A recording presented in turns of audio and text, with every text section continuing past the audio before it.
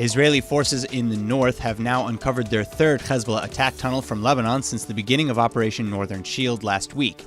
And according to Prime Minister Netanyahu, the tunnels are big enough to be used by motorcycles, small vehicles, and groups of people with intent to launch attacks in the Golan. Now, while Israel has incapacitated the first 3 terror tunnels with explosives on the Israeli side, that's not going to be enough.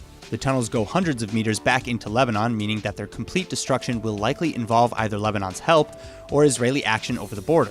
In fact, Lebanon's ambassador to the UN claimed that Israel had breached the Lebanese communications grid by hacking into the telephone network and sending recorded messages to residents of the village of Kafr Kila, warning them of imminent explosions on Lebanese territory that might put their lives at risk. But Israel maintains that they will do whatever necessary to protect Israeli sovereignty. Israeli intelligence minister Israel Katz also said Friday that, quote, "If we think that in order to thwart the tunnels, one needs to operate on the other side, then we will operate on the other side of the border," end quote.